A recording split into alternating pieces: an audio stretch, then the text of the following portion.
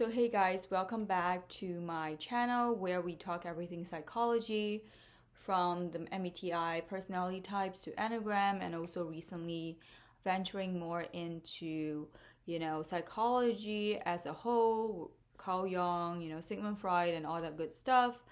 And today this video is going to be about career types and our personality types, right? So we are looking at the Myers-Briggs 16 personality types and career paths. And I know I have made a lot of videos, or at least a few videos on, career paths and what is the best type of career. But I feel like I haven't really gone deep into how the cognitive functions really correspond to the type of career paths to go for. And also, I have not really touched on, the contemporary landscape of work, right? Like we no longer are only given one type of working style, right? We have now this whole other, option going for us. Like we have flexible work, we have remote, we have hybrid, we have entrepreneurship. And a lot of this stuff, right, is only in recent years that we see a really huge, boom in people exploring different working styles. And I think that a lot of it has to do with the fact that the traditional mode of work, right? We are talking about the traditional like 9 to 5 or the traditional corporate life doesn't actually match up to a lot of our natural gifts and a lot of our natural preferences. And so what happens is a lot of us find ourselves in a situation where, we are not able to fully utilize the things that we are, the best at, the things that we are going to contribute the most. And we also don't feel the most, fulfilled and the most energized, right, by the traditional structure. So this has to do with our cognitive functions, which I will go into more in depth later on in this video. So this is like a little bit of a summary from what I'm going to touch on. And I also want to say that, as my channel grows, I want to adopt a little bit more of freestyle, free flow type of content. So minimal edits. I want to just be able to, be a little bit more spontaneous. And, I have, a different background today, and next week, or, maybe later on this week, I'm planning to make a video outdoors, hopefully find a good spot with a great background, not a lot of people, and we will see how that goes as well. So in an ideal world, okay, obviously the job market is tough and, there's a lot of constraints here, and this has been a very intense year for me and for a lot of people that I know. So, I'm talking like in an ideal world, I personally think that we should all be, in an industry, or maybe not even an industry, right? In a career path where we are truly honing into our natural gifts and also our natural strengths and preferences. So in Japanese culture, they have this term called the ikigai, which I think I've mentioned before, but many, many years ago, right? Where there is this Venn diagram, right? You are supposed to look at what you are good at, what you are passionate about, basically like what you prefer doing, right? And what the world needs. So what the world needs is what will pay you. And what you are good at, right, is basically what you are naturally gifted at. But you also want to be able to enjoy at least a huge percentage of what you're doing, right? So that, when things get very challenging, your first instinct is not to give up or run away, right? Your first instinct is to keep going, because when you are truly energized by what you are doing, it actually feels a lot more natural to you. And so when we look at ikigai as a concept where, we want to be doing something we are good at, we want to be doing something we are naturally skilled at, and also enjoy, right? So I see it as like a ratio. Obviously, there's always going to be things that you don't enjoy in any form of career path, including with entrepreneurship, right? It's not going to be 100% smooth sailing, but we are looking at a ratio of maybe about a majority of the time where you are feeling energized and where you are able to get into your flow state, right? So maybe we are looking at like 80-20 or 75-25%, right? We shouldn't be looking at a ratio where 60% of what you're doing is de-energizing you and making you feel very stressed and drained without any form of motivation.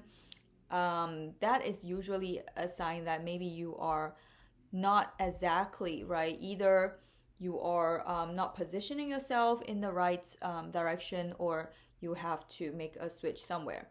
So we want to look at the dominant functions. If you know about cognitive functions in a personality type, the cognitive functions refer to, the four major valued functions that every type has, right? So for example, if we look at ESTP, the dominant function is extroverted sensing. If we look at INFJ, the dominant function is introverted intuition. So my understanding is, if you are looking at jobs or career paths, you should be looking at what you are strongest at. And that means your dominant function. I personally don't subscribe to the fact that, obviously, yes, we should all, be well-rounded to some degree, right? But that's also specialization. So when it comes to career path, I highly believe in specialization. I think that we are actually, the most efficient, right? Using a TE terminology here, the most efficient when we are doing the things that we are naturally good at and also enjoy. So for ESTPs, extroverted sensing being the strongest function, what kind of career paths allow you to use extroverted sensing on the daily? Also introverted thinking, because that's the second strongest function and also the second most valued function, right? Where in the career path are you able to use extroverted sensing, introverted thinking almost every day, like every moment of the job? Like, it has to be matching up, right, to what you are strong at, what you enjoy. And also, the interesting thing is our cognitive functions are also a look into our value system. So what typically extroverted sensing stands for in a value system is, the ability to have autonomy, right? The ability to live in the moment. So do things that are more spontaneous in nature, that are more quote unquote free spirited. So, there is a stereotype that ESTPs do really well in sales, and that is because they do have these, moment to moment interactions with people, very extroverted sensing, they are spontaneous, they can sort of, respond instinctually in conversations. They don't go with a very rigid plan. And in sales, you talk to people on the go, you try to, convince people, persuade people, negotiate with people. And extroverted sensing is also very forceful in some instances, right? So, there are also obviously a lot of fitness coaches that are STPs for good reason. STP careers, I would say that, sales, fitness, those are like the stereotypical ones, but they are also like very successful ESTPs in finance. And I think that, they are usually not in the super structured, rigid part of finance.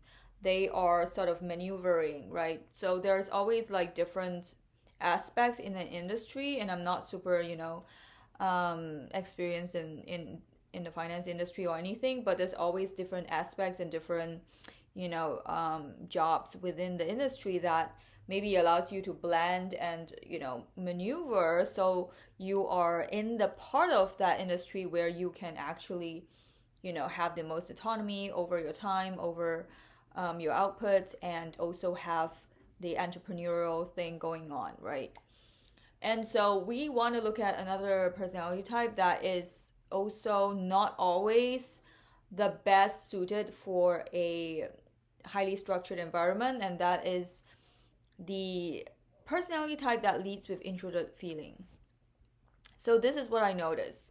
Personality types that lead with introverted feeling often tell me, okay, they have huge challenges following this very rigid, very structured environment that demands fast pacing, detail oriented in nature, very efficient, right? Especially like let's say if we look at someone who is in ISFP or INFP, and what they really value, right, is having a more like laid back lifestyle where they can do things on their own time, and most modern workplaces will 100% not support that, right? So what I tend to notice among my ISFP and INFP friends is sometimes they could go into an industry and maybe look at the pay and sort of like be like, I don't really enjoy my work and it's very stressful, but at least I get paid well. So that is sort of like the ISFP looking at things from a inferiority lens, right? It's like, oh, okay, I can compensate for that by just thinking about the money. That's when, the introvert feeling as a dominant function, yes, they can value extroverted thinking, the practical side of things, right? But like in the long run, they also get very, very burnt out, especially if they are in environments where it is very, very fast paced, very efficiency focused, not so much on individuality, on, doing things on your own time, like perfecting it. A lot of them have side hustles. I know that INFPs, especially being the creative types, like they really like doing their own craft, right? So they can be maybe creating artworks on the side, maybe creating some music on the side, and eventually hoping that it will become something that they can do full time. And that's the case for even famous singers, right? Like now we know someone like Melanie Martinez used to work in a bakery, and she eventually, is able to make it out to be a singer. But obviously, that's not the story for everybody, right? And so we kind of want to look at if you are a certain personality type and you feel like the modern workplace doesn't exactly value who you are, doesn't exactly give you the lifestyle, the work style that you are more aligned with, there are ways that you can maneuver around it, but it takes more work than, let's say, if you are an STJ type, there's plenty of work that is very STJ in nature, okay? That is in my opinion. I've seen a lot of work that, even in the job description, you can see they are looking for detail-oriented person, very conscientious, very structured, very efficient, fast-paced environment. We see that all the time. And that's like very favoring of STJ personality types, and even to some degree NTJs as well, especially ENTJs, since they are very highly structured people. But for people who don't exactly enjoy that type of life, you really kind of have to maneuver yourself around that. So that means, for some people, it means like growing a side hustle, right? That eventually may turn into a main hustle. And I think what is great about today's world is that we do have entrepreneurship as at our fingertips. We do have a lot of options, like growing social media, right? Like we have YouTube, we have IG Reels, we have TikTok, all those things. And most people can actually easily set up their own online shops or their own online platforms pretty easily without any cost. Even when it comes to things like Linktree or that. So that's an option if you are really finding yourself to be unable to do a certain type of structured work for like long periods of time, right? You've got to find alternatives for yourself. And another option obviously is freelancing, right? There's flexible options when it comes to freelancing. You can sign on with agencies, with like things, side gigs, all that, and you can kind of form a main income. And obviously there are pros and cons. It may not bring you exactly the same amount of salary, but it might in the long run, right? If you are able to find the right ones for you. And, there's also, right, personality types that are a little bit in between. I would say like the INTJ personality types. What I find to be true is that a lot of INTJs are able to do really well in traditional 9 to 5s, like because they are, very structured people, and they are, generally very motivated and very conscientious, but they may not be exactly be fulfilled by the work they do. So INTJs, because they are introverts and they have extroverted thinking, they are very good in, you know, being in an environment where they are basically made to do the work, right? And follow the rules and all that. But the interesting thing that I find is a lot of INTJs find themselves to be not exactly fulfilled by the traditional work structure, because I'm guessing it's because like they actually value introverted intuition even more, right? And they're not STJs who are able to just kind of go for the most practical thing and just do it.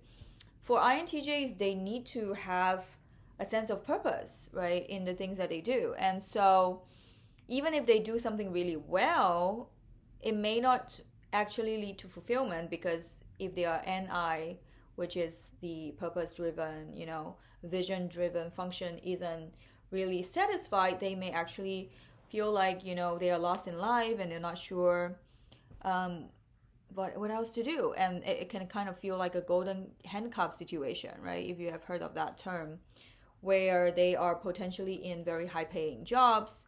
I know a few INTJs in the tech industry, very high paid, have worked there for a few years, and just kind of realize one day, they are not very fulfilled by it, and they are also bored, right? Because, for INTJs, they have extroverted sensing, even though it's an inferior function, but it's a part of their valued functions. And typically people with extroverted sensing do want some novelty. They do want different experiences. So, if they are in the same job for a long time, they can actually feel like they are a little bored, especially when it's sitting in the office all day or sitting in front of a computer all day, right?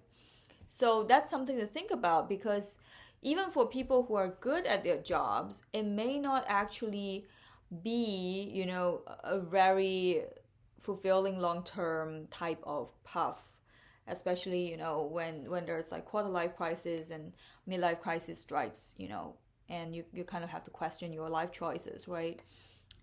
Especially, knowing that one day our time is not going to be there forever, and we have to make very difficult choices that balance our security with living a life that is really true to us and really brings us in a flow state, right? So I have to confess that I'm not personally the best person to practice what I preach. I really am not, because there is one thing that is, I would say, like a huge missing piece of the puzzle, and that is learning to accept yourself for who you are. And it's easy to say that, right? It's easy to say, oh, I accept myself, like I know I am my personality type, I have studied it, I accept, I think my personality type is great. It's easy to say that, right? But in practice it's actually a lot harder. And what do I mean by that? So let's say if you look at my personality type, INFJ, I have introverted intuition, and that's my dominant function. And so I really care about having a vision, having a purpose. I also have extroverted feeling, secondary function, introverted thinking, tertiary. Extroverted sensing is the inferior function, but it's also a part of my valued functions. And so I do care about novelty, I do care about variety, I do care about having a, I would say, like a more free flowing type of work structure where there is, obviously there is planning, but it's not like extremely rigid. You know what I mean? And so what tends to happen though, right? That's also another part of it is everybody has blind spots where they don't fit into their functions. So for example, I don't use introverted sensing, at least not like in a conscious way, not like in a way where I am, good at it, right? Where I'm actively valuing it.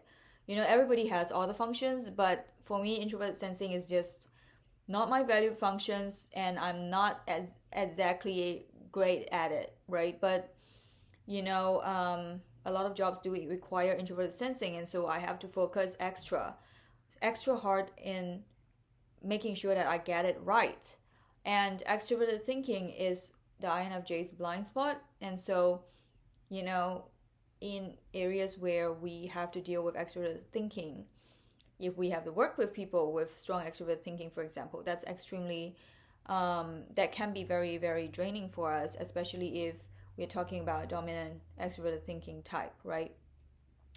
And environments where that's the dominant function that is being required. And so what tends to happen though is you can know the theory, you can know what kind of work I'm good for, but the challenge lies is if you have been consistently, right, placed into situations where you are not valued for your dominant function. So that could be childhood experiences, that could be times where you're growing up.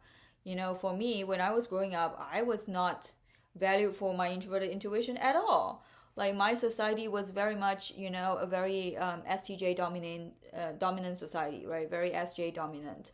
And so the whole time I was expected to have, introverted sensing. I was expected to have extroverted thinking, which I have no idea like how to, intuitively understand concepts, right, that are to other people very simple. So for example, for an STJ, right, they see the detail oriented things as like everyday life, right? But for me, like I miss out on very small things. And it's like almost like how can it be? Um it's hard to explain to people when they don't have the same, cognitive like functions. It's kind of like if I try to explain an introverted intuition concept to an ISTJ, they will be stumped, right? Because that's like too abstract for them. But for me, it's the other way around. Like if I encounter these micro details every day, like my brain just cannot like function the same at the same pace. And so when you grow up in an environment where you are expected to behave in a certain way and expected to sort of operate in a certain way and you don't measure up, what happens is sometimes you unconsciously, okay, this is going a little bit Jungian, Carl Jung's concept of the unconscious, right? Which I have a video on, so check out my link in bio. Sometimes you unconsciously choose careers that are not exactly the most compatible with you, okay? Because you are trying to prove to other people that you can be good at something that may not actually be your strength, okay? And I see that all the time with other personality types as well.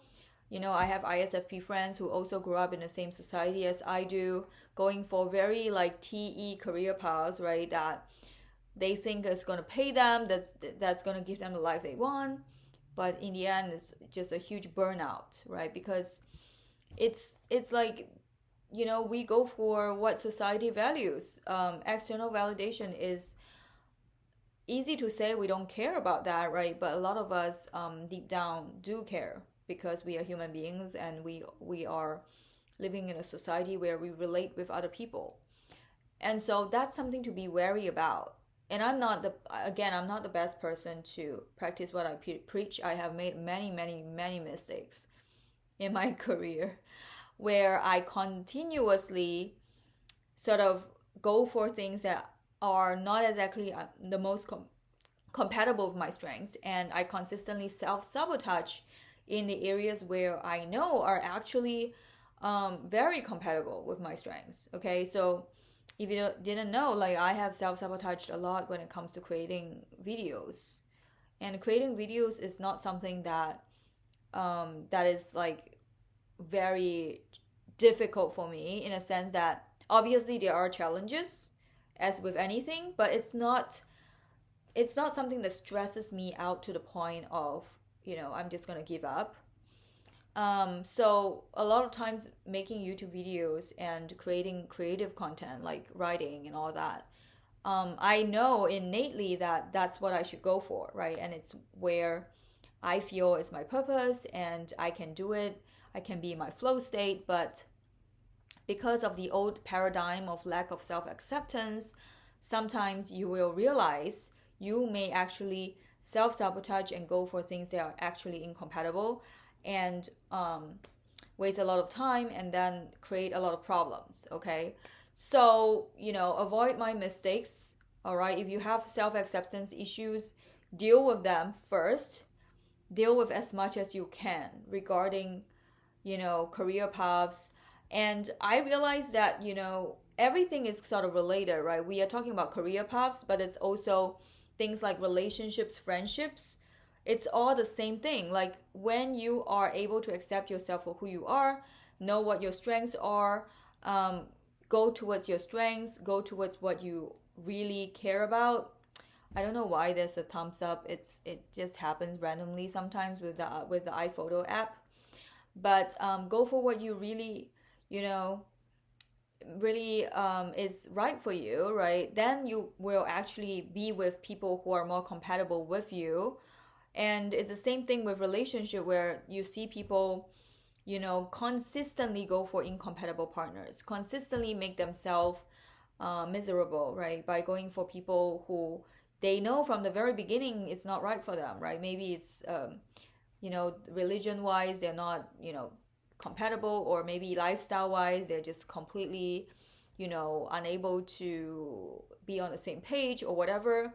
And we see that constantly because a lot of times it's because they are trying to prove something from where they grew up, or, a lot of like issues from the past. And so, yeah, I guess I will conclude this video by saying that if you are one of these people, make sure to, work on your self acceptance, go for the career paths that are going to be the most compatible with you. It's okay to figure things out. And at the same time, though, if there is also a financial issue, and that's very real here, there's always hybrid models, what I call hybrid models, where you can freelance and have a side hustle. Do whatever works for you, okay? Do whatever works for you. And, we have to be able to put ourselves first, and that's not always the easiest thing to do. And I would like to end by also reminding you that I do have a Patreon now, and my Patreon community, I am still sort of like, spreading the word here, because a lot of people have not known that I have Patreon. I haven't really looked at it for many years, and now I am intending to create a monthly book club where you can basically participate, in a monthly discussion. And the book that I have at the top of the list is The Undiscovered Self by Carl Jung, that really touches on, how, us in the modern world are figuring out who we are and having all this, conformist forces from society. So we are, it's like a battle between our inner voice and going for what we really are meant to do, and conforming to societal standards. And there is a whole process, right, of individuation, integration, all the good stuff. So if you're interested, also check out the link below, join my Patreon, and yeah, I will see you again soon. Bye.